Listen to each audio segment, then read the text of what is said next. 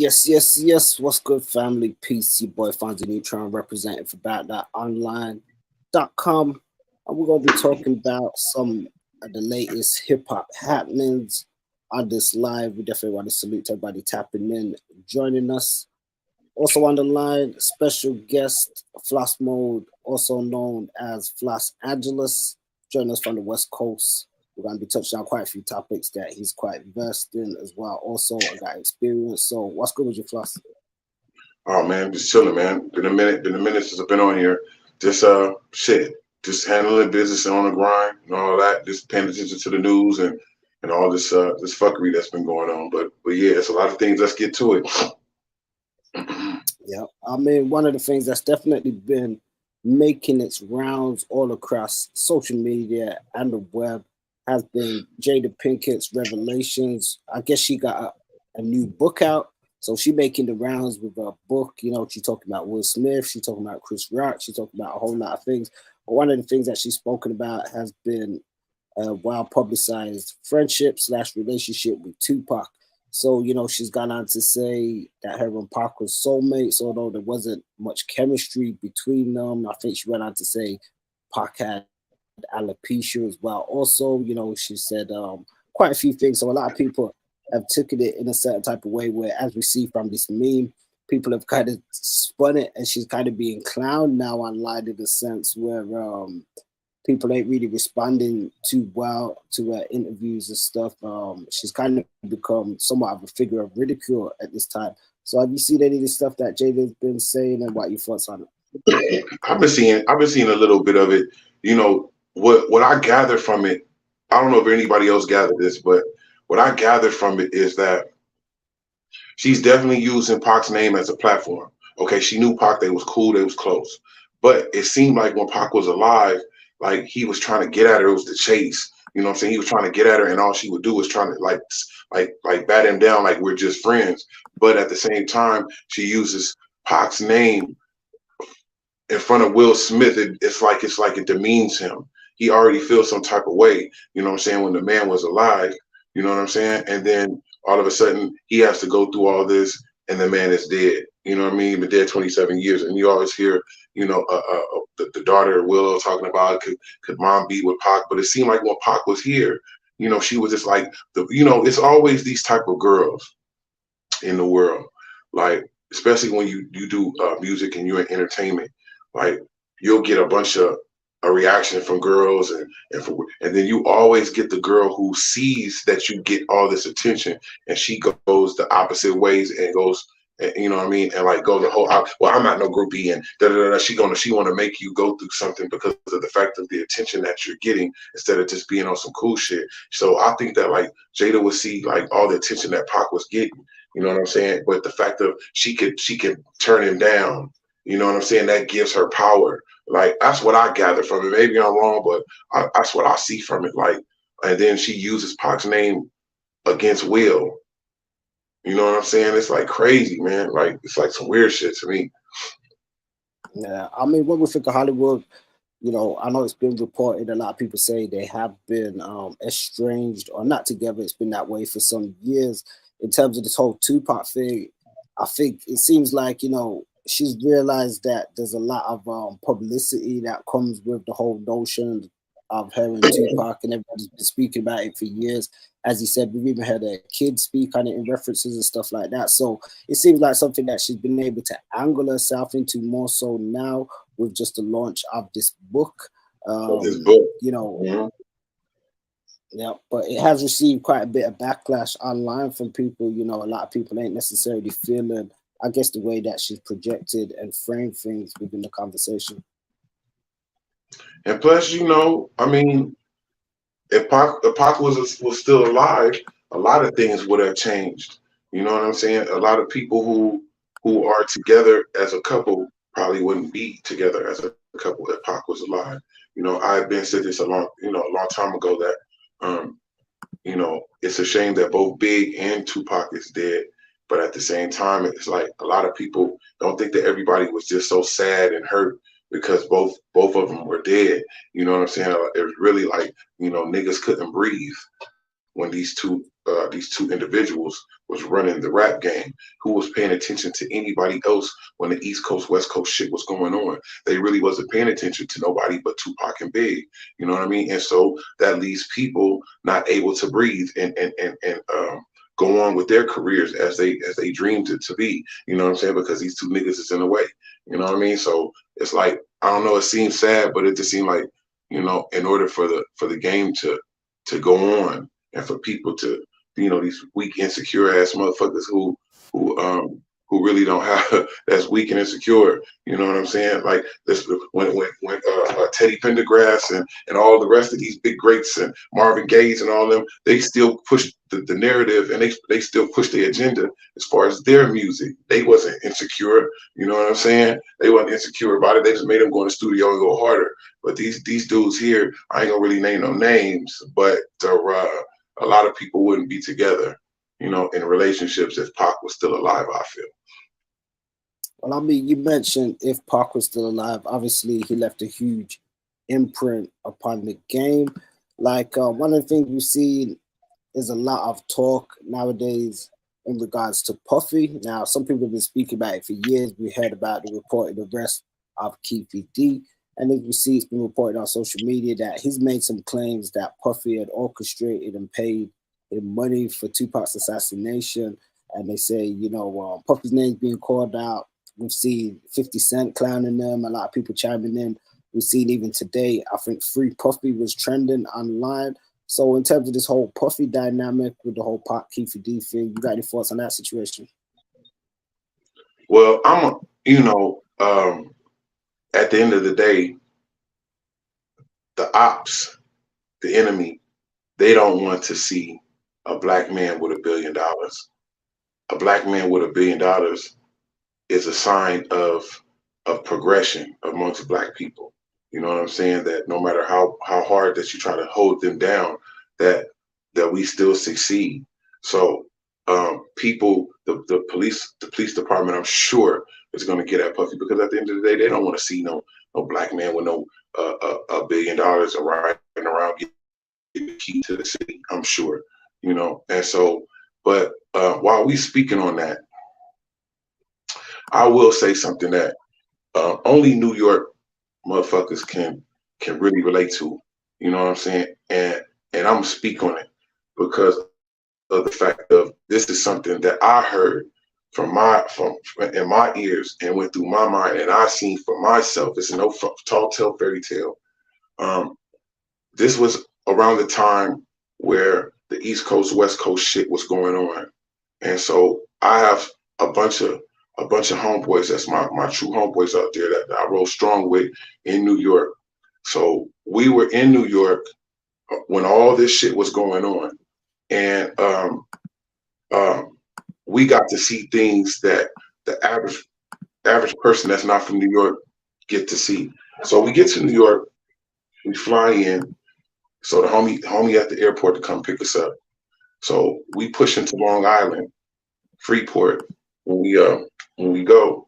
So while we on the Long Island Expressway going to Long Island, we stop to the gas station to go get some blunts. Well, my niggas say the Dutchies and shit, the Dutch Masters and shit. And so while we at the gas station at the AMPM or whatever it is, I forget what store it was. A dude came up to us to the car and was like, "Yo, what's going on? Yo, I got that new P Diddy dissing Tupac." The nigga that know we from LA. You know what I'm saying? They niggas don't know we from LA. They was just selling their shit. So I'm like, oh, okay. I'm like, we gotta get that shit. We gotta get it. So we got it. We put it in. And I can remember Puffy had took Tupac's song, hit him up, and basically what he did was he was taking Tupac's song and he was on the outer track. And just basically like Tupac was like, if you want to be down with a Bad Boy as a record label, as a crew, nigga, fuck you too. All that, right? And he was on the over double, like, yeah, come on, nigga. Come on. He was just talking a bunch of shit. And I'll never forget, I can't remember all of it, but I remember that P. Diddy was all over the song, talking shit about Tupac while the song was going on. And Little Kim was on it too. Little Kim was on it. I can't remember the whole rhyme, but what I do remember her saying was, Yeah, nigga, and when you in Rikers, make sure you keep your punk ass head up. That's what she said. And I looked over at my partner like, whoa, because we didn't really hear no rebuttal. All we heard was, Pac come out, we hit him up. And Diddy, basically, if you was in New York at that time, he had put it out to New York. He didn't put it out to the whole world. He had put it out to New York. And if you happen to be in New York at that time, then it so happened you may get a chance to stumble across it. But I'll never forget that. And I was like, damn, this nigga Puffy all on the tube talking about we would never do anything like that to Tupac. We love Tupac and all this old type of shit. Biggie was the only one that was keeping it real. Like, yeah, nigga pissed me off. Like, Tupac pissed me off. See, Biggie wasn't holding, he was just mad because that's when you friends and the nigga really tripping, you like, nigga, man, you know what I mean? He was on that. But Diddy was more on some like, I didn't do anything, like we would never do anything in the pocket. Da, da, da, da, da, da, da. But when I heard that song, I was like, you know what I'm saying? I can recall my homegirl, I'm nameless, and I'll never forget that she had showed me a picture of Diddy in the picture with some Mansfield Crips. You know what I'm saying? Shout out to D-Mac. I know D-Mac from out there at the Mansfields. You know what I'm saying? Over there by Roscoe's and shit. They hood is official. Niggas is official. Until you go over there, you don't realize it. They shit is official. But I remember my homegirl showing me a picture of Diddy with a white suit on, all white suit on, with some niggas with him, and he was throwing up crap on mamas. On mamas. I have no reason to lie to you. You know what I'm saying? It ain't no snitching or no shit like that, but I just sit back, how a person to sit back like, I don't know why they would think I would do something to Tupac. You know what I mean? We love Tupac and all that shit, and shout out to the West Coast and take that and all that shit. But I'm just saying, I remember being in New York and I heard that mixtape. If I'm lying, I'm dying. That nigga know what it is. You know what I'm saying? I ain't got to sit up there and make no shit up just to get no likes or be on the internet and all that type of shit. I'm just saying, like, this is something that only New York motherfuckers is going to know what this is. Everybody else may not be like, I ain't never heard. Of course you didn't hear it because it was only for New York ears only. You know what I'm saying? Tupac coming out dissing Diddy like that. You know what I mean? It's like you feel like a bitch if you don't respond back. But he knew how to respond. He just responded in New York. So niggas, so he don't be looking like a buster or a giant turkey or something, you know what I mean? But he didn't release that shit to the West Coast or anywhere other states, only in New York. And I was in New York at that time to be able to hear that shit. Yeah, so that's crazy. So you say he took it to the mixtapes and just kind of kept it circulating around that side. Right. And Pac was going hard on the song. He was like, come on. He's a bitch, nigga. He was going hard on Pac, and I was listening like, and then Little Kim came out with her verse. And I was like, whoa. And I never got, she was like, yeah. And next time you on Rikers, make sure you keep your punk ass head up. That's what she said. I know a lot of people feel as though like Hate Me Now, just Diddy was addressing maybe Pac or something on that. They feel, or just that kind of energy he was bringing on some of those tracks was that kind of shouting, that kind of vibe. Right, and that's why he did it with Nas. It was because of the fact of Pac was aiming at both of them niggas. You know what I'm saying? A shout out to Nas. Ain't nobody dissing Nas. I love Nas here. But what it was is that there's a lot of secrets, a lot of shit that people they're not gonna speak on the real. They gonna keep a little bit hidden. You know what I'm saying? So it don't make them look away. But that's why I think that's why they made Hate Me Now. Real talk, because of Pac. Yeah. That's crazy, man. I mean, one of the things you mentioned was just like, obviously everybody talks about the whole East Coast, West Coast thing. There's a lot of separation within that. One of the things we saw recently was an interview with Special Led. Shout out to Special Led on the Drink Champs. And he spoke about N.W.A. and feeling as though they were destructive to the hip hop culture. Now, it did spawn some backlash. You yourself, you part of the N.W.A. legacy, featured on the, you part of the N.W.A. legacy. You featured on Eazy-E's last album, Impact of a Legend. I mean, we know that you have a relationship with Special Ed. Also, how did you take these statements? What are your thoughts on this matter? Yeah, they called me. We had spoke. We had spoke about it. He had called me. You know what I'm saying? I speak to him. That's my homeboy. I've been knowing him for years, over 20 years. You know what I'm saying? And so I feel like he was absolutely correct. Um, I don't feel like he's taken away from Dr. Dre and them's talent and all of that. And fuck the police was definitely needed to be said at that time. And at this time, look at all the stuff that's going on with the police right now. You know what I'm saying? So it was definitely necessary to say. Now, how people took it, niggas gonna take it all kind of way. They're gonna take it how they want to take it. I was just like, okay, how everybody want to sweat the culture because special ed is the culture. How you gonna sweat special ed about some shit like that? But niggas can't get together on no blood and crip shit. You know what I'm saying? You just the West Coast and yeah, it's cool. You know what I'm saying? Like I feel where they coming from, but they made it a big thing. You know, they made it bigger than it had to be. Ed didn't mean it like that. And that's my homeboy. You know what I'm saying? We spoke about it. He was like, it's love. Corrupting dads is love. Like them is my homeboys. You know what I mean? They ain't taking it like that, but it's a bunch of ignorant some of them are bitches that are really not really looking at the full picture of it. Like, you know, the artists, they know that Ed didn't do that. They know Ed didn't mean that. But there's some people that's, you know, regular Joe Schmo people that be on the internet that take that shit seriously. You know what I'm saying? He just the West Coast and all of a sudden some shit happened or, you know what I'm saying? I hope to God it doesn't because, you know, Ed moved different and he didn't mean that like that. So I got his back. I was like, nigga, whatever. Somebody, if it pop off, it pop off. But Ed didn't mean that like that. He is the culture. So that's why, you know, I looked at it different. I was like, damn, they tripping off Ed about that. They tripping off any little thing nowadays. I see, you know. Yeah, no. So you know, you feel that he was validated in that regard in the statements that he made. I know there's multiple ways to look at it. You know, some people feel as though that was a start to some of the more, I don't say violent or egregious aspects of rap music. Some attribute it to Ice-T. I mean, they say Ice-T, you know, came in with that gangster stuff. I mean, do you feel it was He more did. just? But if you really look at it, look at the East Coast before N.W.A came. It was like, you know, Kim Shabazz. It was like the Flavor Unit. It was like the conscious rap. You know what I'm saying? Poor Righteous Teachers, Jungle Brothers, X Clan, all these type of groups. You know what I'm saying? Like rap was Public Enemy. All these they had a message in their music. When N.W.A came, it was like gang banging in LA. I'm from LA, so it's like, you know, gang banging was already going on, but it was like when N.W.A came, it was like the world had started over. It was like they had set the theme song, the theme music for gangbanging and not giving a fuck and like what's happening and it's cracking, it's popping, all that. Like, you know, not saying that that was their narrative, but they were just talking how we was talking in the streets. They just put it on wax. You know what I'm saying? Ice-T was the first one to actually come out with the gangster shit and the pimp shit, the player shit. You know, I was still younger. I was younger, but I still knew what it was. You know what I'm saying? But N.W.A, you couldn't play that shit around your parents.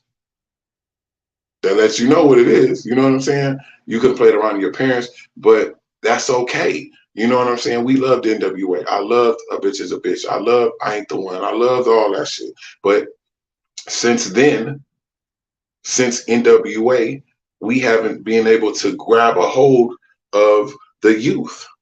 The youth don't like the youth. Like, man, I don't want, man. You know what I'm saying? Like, it's thugged out to where these little babies that were little babies at first, these grown men now. You know what I'm saying? And they grew up on N.W.A and they grew up on all this negativity and all this other shit too. What you think they gonna do?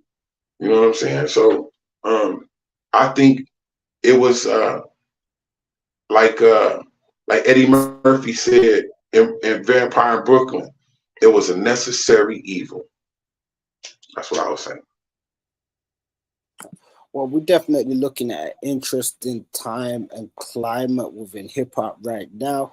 Recently, Juicy J, he spoke out and he said, you know, we talk about like the decline of rap sales, and you know, we've seen reports that are saying like old school artists are doing better when they're on tour now than some of the young artists. He said he want to pull together some kind of meeting with artists, I guess, where they can speak on, I guess, the direction of where the music is going. Somebody who chimed in on this though was Wallo, and I'm gonna read a statement from him that he posted and see what your thoughts are on this. It says the landscape of the rap industry is undergoing a remarkable transformation, and it's becoming increasingly evident that today's fans have become more discerning and sophisticated in their tastes. I mean, I'd argue that, but I'll go on. Yet it's intriguing to observe that many artists' teams have yet to catch up with this evolving dynamic. The era of the relying solely on flashy jewelry, ostentatious fashion choices, references to drugs, and flaunting firearms to capture attention is fading into obscurity. What truly resonates with audiences now is not the gimmicks, but rather the power of authentic, high quality music. For a significant period, it seemed the attention grabbing antics and manufactured controversies were the driving force behind the rap game's success. However, this era is gradually drawing to a close. The numbers, particularly those on platforms like YouTube and Spotify, Apple charts, are painting a starkly different picture. They reveal that it's not the manufactured motion or shock value that propels artists to the forefront, but the quality of their music and the genuine connection they establish with their listeners.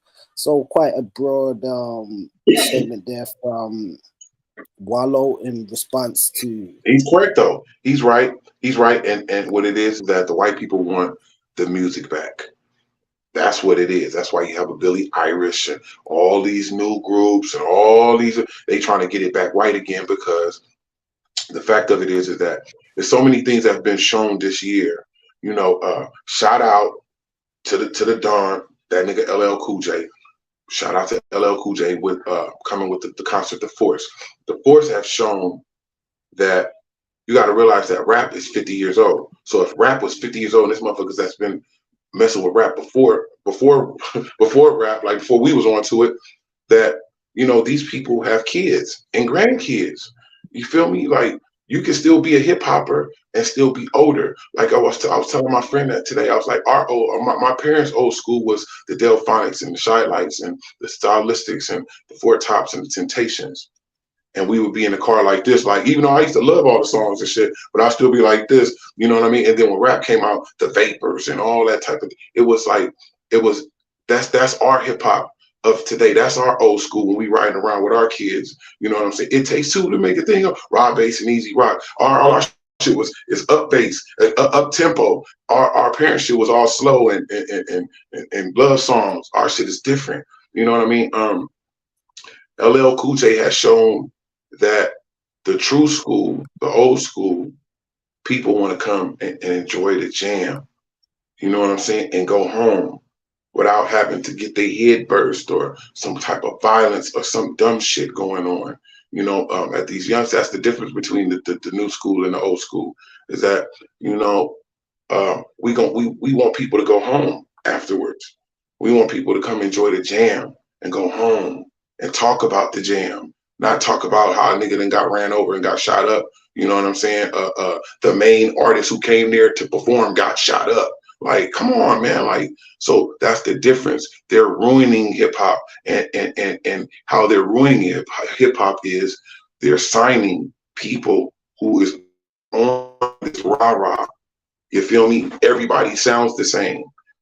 If everybody sounds the same, everybody's gonna be thumbs down in it. You feel me? Back in our era, everybody had a different individuality of their own self. The LLs, the Rakims, everybody sound the same of today. Back in the days, everybody was different. So that's what made you be like you jump from artist to artist because everybody was different. You know what I'm saying? Nowadays, everybody sounds the same, and it sounds like they trying to ruin rap.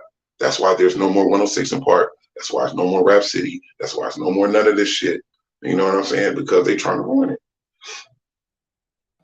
Well, I mean, people definitely feel as though there's been a huge change when it comes to things. You know, we mentioned just some of the sales sort of declining and stuff now. Some say rap or hip hop isn't as popular as it once was in that regard. But then again, in another breath, I'd say it's still one of the biggest selling The biggest music. Right. Bigger than country, bigger than all that. You got to realize, I was saying this today too, that our genre of music is the only music that has different circles of different musics within one music. You feel me? Like you may be feeling thugged out. You're gonna put on some M.O.P. You're gonna put on some Tupac. You're gonna put on some. Okay, boom. You don't feel like that today. You feel today. You feel like spiritual. You like you want to uplift your people. You'll put on a Lauryn Hill. You'll put on, you know what I'm saying, some conscious rap. But then you know what I'm saying. That's why I said we the only genre of music that has like 3 and 4 different genres of shit in within one music. You know what I'm saying? I think that they don't want to rap around. They don't. They don't want to rap around no more. I mean, it's a different dynamic. When we think of, especially the old school rappers, they definitely had, you know, you mentioned individuality, but a lot of them, they had, you know, something to say. They really stood on something. I think a lot more than some of the artists we see nowadays. You know, in Wallo's statement, he spoke on, I guess, to me, it was a bit, you know, some of it went 100% because in the aspect where he was saying, you know, people are like building a fan base nowadays and stuff like that. I feel as though a lot of that is just a residual effect of, you know, good promotion in one aspect. And in some other ways, just the doors that have already been opened from artists from the previous generations and stuff, you know, notwithstanding that. I do agree where he says some things have become kind of passe or played out in a sense, like, you know, there's people like relying on a lot of stereotypes and you know, reinforcing different types of tropes within their music. But I think ultimately when we think of, you know, the artists that we're accustomed to, they're the ones that definitely use their voice in a particular way, advocated for a message, so on and so forth, which is something that we've come to expect from people Look at the within the BET hip-hop Awards. community. Look at the BET Awards. Not like, you know, not down in my people, but it's just like, you know, it seemed like, and I like to see it. Don't get me wrong. I like to see a fat ass and all that type of shit. I love to see it too. But it just seemed like a twerk fest. Like it just seemed like a twerk fest at BET. Like, you know, everybody was shouting all on the mic. It just hella hood. It's cool. Don't get me wrong, because it came from the hood. But that don't mean that's where it gotta stay. Like the young generation, I think what they need to do is sit down and really, really look at this genre of music that they're trying to get into. You know what I'm saying? And pay respect to it. To like, I'm not about to be looking like the rest of these monkeys and gorillas over here. You know what I'm saying? Talking about the same old shit. You mean to tell me this is what y'all come with? Out of all the things that's going on in the world, that's why Public Enemy was grand. You know what I'm saying? Because they would talk about, you know, Light of the Living bass heads, and you know what I'm saying? Like they was a group. These is real groups, and I don't want to sound like how our parents sound. Like, boy, yo, man, y'all out there spinning on your head, doing back spins. Why you think they call it break dancing? You gonna break something and all that. You feel me? Like I don't want to sound like that, but to keep it 100 and call it ace, like for real, they not really paying homage to the music. The only people that are right now, like I'm kind of like I was like, I know a dope song. I know when somebody talking about something is that song with Lil Durk and J. Cole. Dope. Now they get it. They get it. But the other cats can't get it because they hide. How they gonna get it when they hide? Well, you made a point there where you talk about just people having something to stand on and just some of the happenings going on around the world.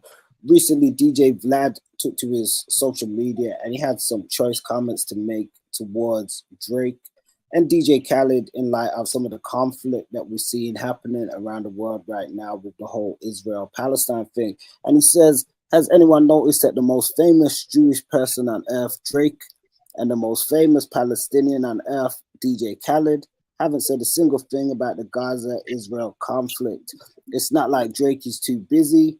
He's been writing paragraphs about Joe Budden hurting his feelings about his new album. DJ Khaled has been working overtime promoting his new Lord and sneakers, but both of them have been silent on this topic. Why is that? Is it because they are so thirsty to maintain their relevance that they wouldn't dare risk insulting a segment of their fan base? Heaven forbid that Drake might debut at number 2 behind Taylor Swift because of some of his Palestinian fans choose not to stream his albums. And it would be the end of the world if DJ Khaled sold a few less sneakers because some Jewish people decided not to buy his Jordans. That's the difference between artists of today and timeless legends like Tupac. You know damn well Pac will be the first one to speak out about something so close to home. So, then we see, They balling, bro. DJ, They balling. They DJ not. Vlad. They not tripping. They know about it, but they balling. They like, when you got the little flakes and all that, the little lights and all that shit in the sunroof of your Bentley. You ain't worrying about that shit, man. You know what I'm saying? Oh yeah, and this is my. Do you think there's I some got this right validity? here. For this cup shit right here with the ice in it. I got this shit going on from that nigga Gene Deal. Big up to that nigga Gene Deal. You know what I'm saying? He be on that shit. He have this cup with his ice. I be talking about it. So you know what I'm saying? Bring my cup with ice. Big up to Gene Deal though. My bad. Yeah, I was saying, so you don't feel there's no validity to that statement. Obviously, we opened up talking about Tupac, so we're going to wind down the same type of way. Vlad is inferring that Pac was somebody that wasn't afraid to use his voice on certain topics politically. And, with this, him calling out Drake as the biggest Jewish rapper and Khaled is the biggest Palestinian, and, this conflict going on around the world. I mean, what do you think in regards to that specifically? They just probably don't want to get in it. It's messy. You know what I'm saying? And it can be messy. You know what I mean? It's easier to be quiet and ball out still. You know what I'm saying? A couple of people don't buy your shoes, so what? You know what I mean? DJ Khaled is lucky any goddamn way. He ain't doing no damn songs. All he do is get on there, but another one and on another one. I done got another one on the motherfucker. You know what I mean? He probably is like, I don't want to get in it. It's messy. You know what I'm saying? I'm balling. I ain't tripping off that shit. They out there starving. It's cool. I give out in my own way, but he's like, you see the new Jordan I got. You know what I mean? He probably ain't even tripping off that shit, man. You know what I mean? And Drake, like, everybody want to take shots at him. You know what I mean? He's like, I'm quiet. You know what I mean? He's like, I'm quiet. So you feel these rappers, they don't have any responsibility or any social responsibility? Yeah, they do. They do, but it's just that it's messy. It's like, and on this internet and in this world, you're not gonna be able to please everybody. Somebody gonna be mad about something. You can give. You ain't gave enough. That's how they feel. Like, so Drake, like, you're like, man, shit, I'm not in it. Like, you know what I mean? It's messy. You see what happened to Kanye. That's why they stand far away from it. They didn't dwindle some of his money away. You know what I mean? Like, nigga, I ain't about to be going through that. You know what I mean? And so that's probably what it is. They just don't. That's what they say. Don't talk about politics and don't talk about religion. And these are the things you stay away from, especially in this day of age where everybody's uptight and every little word that you say, somebody's tripping off of it and taking a little piece of word that you say and running all the way and build their careers off some shit that you said that you didn't even mean. So that's why you just try to stay away from it. You're like, I'm balling. Remember, I forgot. Listen, what's something going on? What? I'm balling. I don't care. Yeah, it's not often that I agree with Vlad, but I do hear his sentiment on this because I think everybody thinks that, these guys have to speak out like Kanye and go off or anything. They don't necessarily have to do that, but even just to speak on something from a humanistic standpoint and show, even as a human being, that you value life and what's going on in the world above your own bank balance. I think, even just to say, you see what's going on, thoughts and prayers. They could say every artist is not like that. Every artist is not like that. Not to be like Pac, no one's saying they gotta go off, but even just to say something, even in a slight reference, like thoughts and prayers out. But I think his DJ Vlad's ire is the fact that these guys haven't actually said anything at all. He's not saying that Vlad they should saying nothing about nobody. That's what he shouldn't. standing up from us. Vlad shouldn't be He's not saying saying nothing he should about be nobody. standing from a soapbox, but you say he shouldn't be saying nothing. I mean, it's all about how you feel, how that man feels. Like, he has his own reason why I'm sure that he doesn't want to speak on it. And if he does speak on it, he'll speak on it. But Drake has never been a rapper that was like hella political, talk about politics and all that. He's a singer and a rapper. You know what I'm saying? So that's what he does. I'm sure he feels like if it's it might mess my record sales up. Or anything can mess your record sales up. being for it or being against it. Somebody gonna be mad. You know what I'm saying? So it's best to stay out of it. Just keep your nose clean. Yeah, I mean, guys, let me know your thoughts in the comments. I do feel as though they could say something.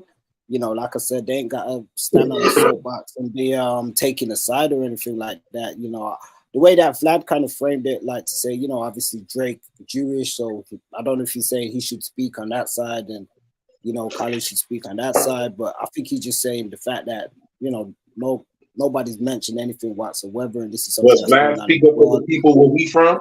Does Vlad, where all the stuff that's going on out there where Vlad is from, is he out there with a big petition and all that out there with his big banners and all that? I don't see him out there. I see him out there talking about y'all did I mean? Y'all did I mean? And that's what I see. I don't see him out there standing up for his people.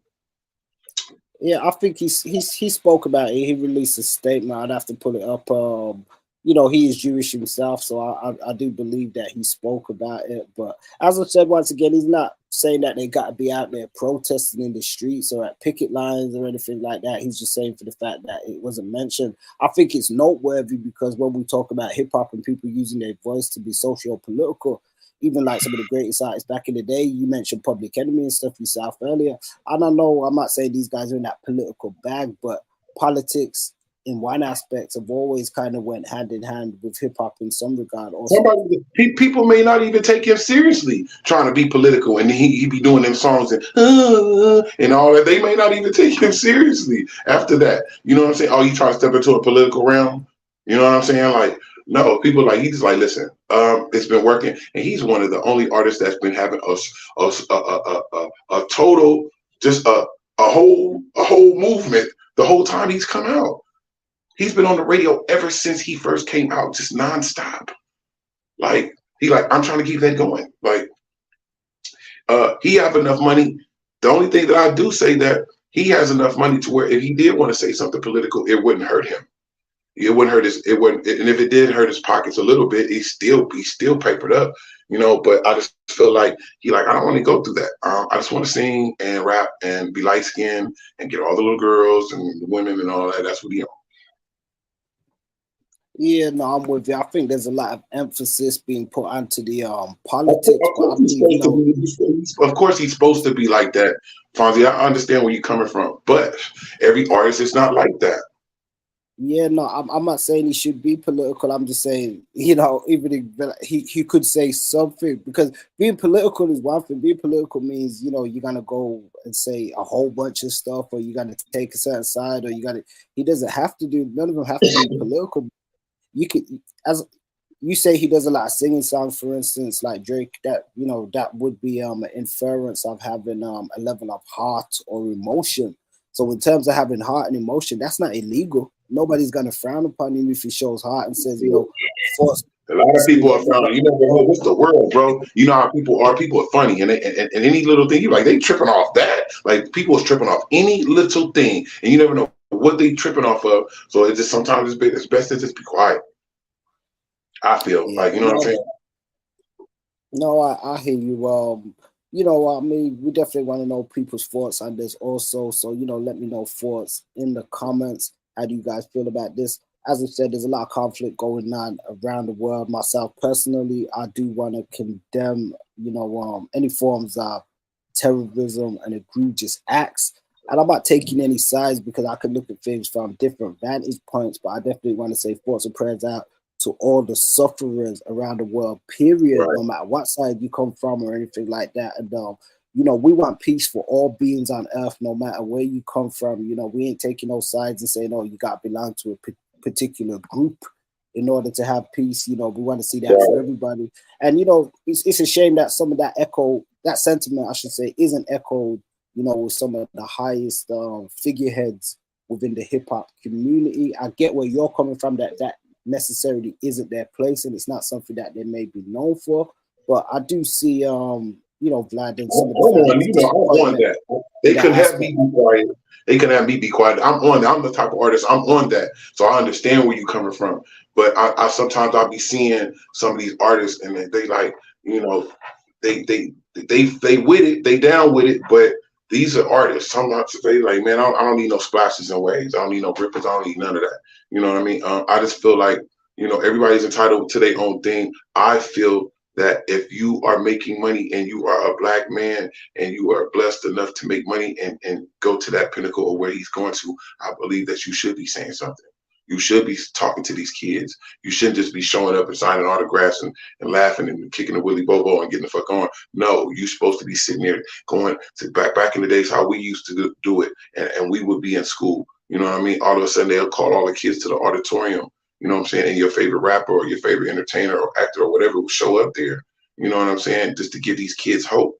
You know what I mean? Because, you know, I mean, like they said, the kids are our future, and it ain't looking too bright, is what I'm seeing. Yeah, no, real talk now. You know, guys, let me know your thoughts in the comments on this one. I mean, we're coming up to around the 40-minute mark. We're gonna start winding down on this one. It's about Y'all hit 3 a.m. that out share here. and that like too. Make sure y'all hit that share and that Yeah, like. yeah, we're hitting 3 a.m. out here in the UK. We're not sure what time you are out there on the west. Uh, it's uh, it's 7 p.m. It's early out here. It's like it's popping time right now. But yeah, man, y'all big up to Fonzie Neutron. You know what I mean about that online. Y'all hit that share and that like. You feel what I'm saying? Because we spitting real game. It's real game. Ain't nobody talking down on nobody. We push the narrative of everybody getting over, getting to the money.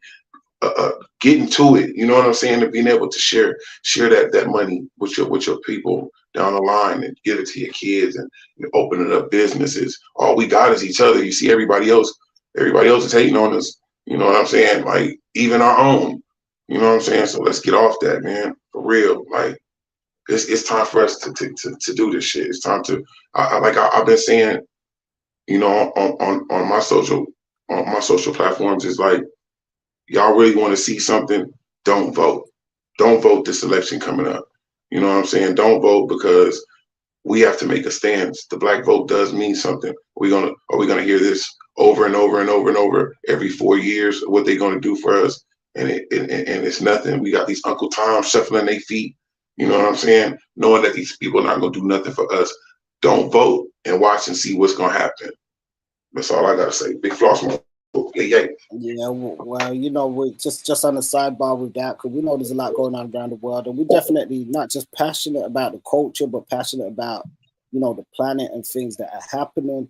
As we mentioned, some of the conflicts, we know that the US is backing Israel. We know that the UK have come forward and said that they're backing Israel. I mean, recently the UK said, I think they're going to send about 10 million, even though people within the UK are going through a crisis, a cost of living crisis, and you would think they would spend some of that money towards their own citizens. But that's a whole different story. So I think, you know, sometimes it's good for us to have these conversations just to raise awareness and stuff. You know, not everybody's at the same levels of even just being, I use the term woke and just understanding how things what's happening around the world. So if we can keep you guys abreast, or you guys can keep us abreast, let us know what's going on. Drop some thoughts in the comments. Peace to the family. We got to wind down on this one. Anything you want to let the people know to look out for? If I can push it more than I just said, just don't vote. You know what I'm saying? When this election come up, you'll see what I'm talking about. When we don't vote, they gonna be, because they need that black vote. It'd be rigged anyway. What you think Donald Trump is in trouble for them rigging the polls? So that lets you know they whoever they want to win, they're gonna let them win. But the fact of it is, if when you don't vote, how can they trigger and mess with the votes if nobody's voting? You feel what I'm saying? Them black votes are very important. You know what I'm saying? Stop falling for the same banana in the tailpipe. You know what I'm saying? Stop falling for that. You know what I mean? And stand up for something. You ain't really got to do nothing. Just don't vote. Well, there you have it, guys. You know, peace to the family. I want to say big up to Mixer Reviews. You can check out some of his reviews at boutonline.com. He's our lead analyst and, you know, genuine content creator, putting out some dope reviews. So definitely go online and check some of those out. For the No Limit fans, we got an interview coming up maybe this week.